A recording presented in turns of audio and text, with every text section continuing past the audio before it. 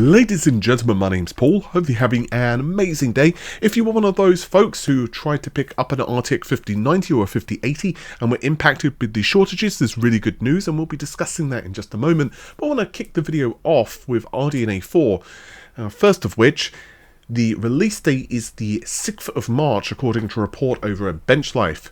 The 9070 XT and 9070, as you can see on screen, will go on sale the 6th of March, with the 5070 12GB releasing on the 5th. This is going to be breaking the past practice of launching on a Tuesday or a Thursday, end quote.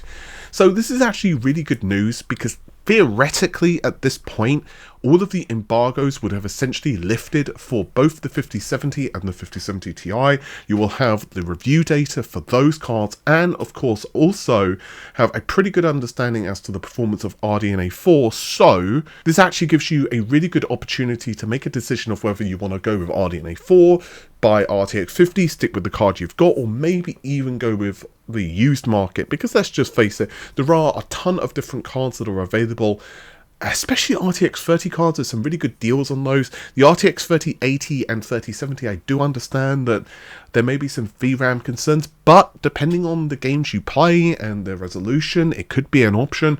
And obviously RDNA 2 cards are also really cheap as well. Cards like the 6700 XT, last time I looked anyway on eBay, they were really cheap in the UK. Maybe something's changed since then. So that's just an option for you guys. But what about if you do want to pick up RDNA 4, what about the price as well? There's an update to that as well. Now I have to say, I'm still very skeptical with any price information at this point. With that said, there is a lot to discuss here, and Momomo on Twitter, and this has then been picked up with videocards.com, actually doing a little bit more due diligence, so full credit to them. I'll leave a link to both of this, of course, in the video description. By the way, apologies, still a bit nasally, getting over a cold, so not on camera today, but hopefully return to normality tomorrow. Well, as normal as I can ever be anyhow, which is not very. But anyway, the regular model, so that's the 9070, that's the non-XT, one model they found was $650 US, and the cheapest XT card, and this is an XFX as well, that's $750 US. Again, I'm rounding up the figures. So it's not as cheap as some of the earlier reports that we've seen, but I have to tell you guys, like, it's very difficult to know because obviously there are different models of different cards. So is it possible that some of them have a higher MSRP? Is it possible that some of these are not the base model prices? Maybe, but it's also very possible that it's simply placeholder prices and none of this actually makes any impact for when we actually have the cards go on store shelves. At the end of the day, we're still at least, roughly speaking, about 2 weeks before the cards become fully disclosed, or rather RDNA 4 is fully disclosed by AMD officially, and then of course we still have like a week roughly after that before the cards go on sale. So again, anything can and will happen. It's going to be very interesting to see what happens in the mid price point with the 5070 and 5070 Ti versus RDNA 4, and I say that not just because of those two options battling it out, but again, the used market is going to be very interesting. And let me know what's happening in your particular region with different markets at this point. It's really interesting. I was speaking to some folks in Canada and also Australia, and it's like, Australia, goodness gracious, I don't know if anything's changed over the last like week, but I was speaking to one dude in Australia, and he was not having a good time of it with GPU prices. Even used, it was like his friend was trying to upgrade and he was just like, oh my lord. But anyway, let's move on to something else with AMD, and this one actually is kind of funny. So yeah, I have to excuse the chuckle in my voice here, but basically you may recall there were reports that well, basically AMD were going to be releasing a variant of the 9070 XT which had 32 gigabytes of memory. Now, Frank Azer came out and said that this is not what they're planning. They are not going to be launching a 9070 XT with 32 gigabytes of memory. And then we have reports that initially popped up on Notebook Check, but these are courtesy of BenchLife as well as Chip Hell. And a couple of folks there, Zhong Hao was kind of hinting that we're going to be seeing this. There's another guy, Sep, I have no idea how you pronounce that. I'm just going to throw the towel in on that one, sorry. But basically all of them seem to be saying that it may be the 9070 XTX. Now, it's very possible that this is all trolling, because again, Frank Azer essentially said that this is not going to happen. There were some rumours as well that maybe it's going to be called XTX, or it's not necessarily going to even have the 9070 XT name. It could be something entirely different. For example, and this is just an example, it could be the 9070 Pro, or it could be the 9070 AI, because 32 gigabytes, you could argue, for a card in this performance tier would probably make much more sense for something professional related, or again AI. But Frank Azer then went on Twitter once again, and he made a couple of comments. Actually, it's a 320 gigabyte card we're calling a 9070.05 XT Max. I mean, actually, that's not too far away from some of your AI names, so that actually doesn't sound too far-fetched. He then responds to himself, it's a 1.21 gigawatt PSU required, featuring a 96-pin power connector.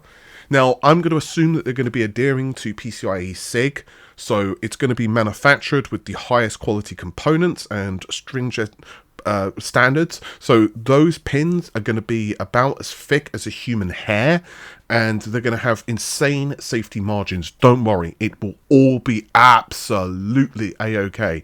By the way, this is a slight aside on the 5090 situation.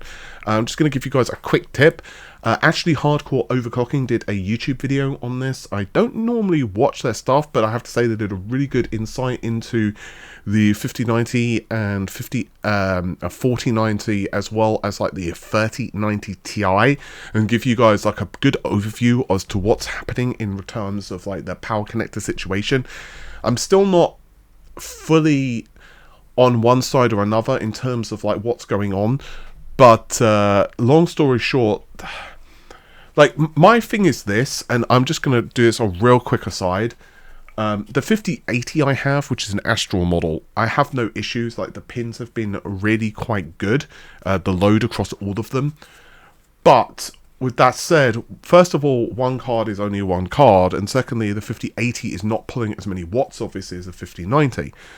Now, my thing is this. Some people are going to say, well, dude, like, you know, it's your job when you're plugging something in to make sure everything's... Yep, I do understand that there is some user accountability. And clearly, if you're one of those folks who are running like a 5090 with a power supply that comes from like Noah's Ark, and your card is basically like really stressing it, and you're not paying any attention, I do understand that there is definitely some user accountability. However, I would make a really good argument that... there is also a thing of like, come on now, it shouldn't be where you have to think that much about whether the connector is actually plugged in or not. So, I know, it's going to be really interesting to see how all of that plays out. With that said, there is actually another good piece of news concerning the RTX 50 cards, and that is regarding the availability. Zed Wang, or Megasize GPU, says the supply of RTX 5090 will be stupidly high soon. Scalpers will cry so hard, end quote. Now, he's not just saying that with no information at all. From what I understand, he does have really good sources. And basically, he essentially is stating that there's going to be at least one board partner, and there's probably more, that have tons of GB202. Now, this is honestly something I've mentioned a couple of times previously. If you've watched a video from a couple of days ago, I said essentially the same thing, that I'd been hearing March, April time, supply is going to be getting much better. This is thanks to a lot of different things. One, there was all of those, you know, things that happened in China in terms of holidays and other bits and bobs, which basically slows things down significantly. Nvidia also starting to shift wafer production now towards, well, you know, gaming GPUs. So I think that it's going to be very interesting to see just how much of an impact it really does make, but I do think that it's going to start to really filter out. Another good thing is if you have a 1490, a lot of users are just not super motivated to upgrade to a 5090. Now, like I said in my 5080 review, the 5080 is a fine card, but if you have a 4080 or a 4080 Super, you're not really going to want to upgrade. If you had like a, let's say, an a lower end 40 card, like a 4060, and then you're like, you know what, I'm upgrading my screen, I'm going to 4K, I need higher frame rates, that would be a reason to go with a 5080 or a 50 series card. But other than that, the main folks who are going to be benefiting to moving to a 5080 or a 5090 would be someone who's been stuck on an older card, for example, RTX 3080 or a 2080, or maybe, you know, equivalent AMD GPU. So I think that supply is definitely going to be getting a lot better. My personal opinion, don't even think about paying scalper prices. Just hold on, just be a little bit patient, and the supply is going to be getting much better.